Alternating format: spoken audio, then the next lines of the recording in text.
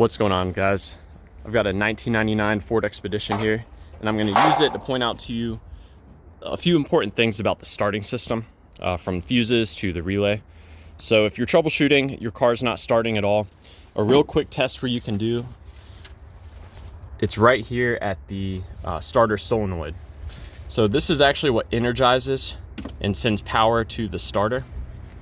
You can disconnect this little signal line right there, and if you actually touch this post right here to this post, the bottom post, like that, it will provide power to the relay in there, and it should send power to the starter and get that engine cranking.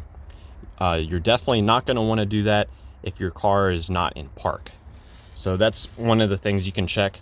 If you're putting power directly to that post and you don't hear it clicking, then you can go ahead and condemn this as being bad.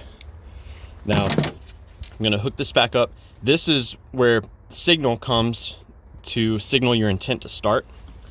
And that actually comes from your neutral safety switch, which is on the transmission.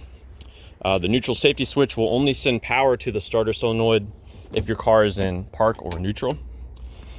And the power to the neutral safety switch comes from the ignition switch. And there's a 15 amp fuse right here. You're gonna wanna check to see if this fuse is blown or not. As you can see, this one is fine. And if your ignition switch is working properly, you should be able to measure power at that fuse only when the key is in the start position. So you can actually hook up a voltmeter to that little exposed piece right there and measure and see if you're getting power there when you're turning the key all the way to the start position.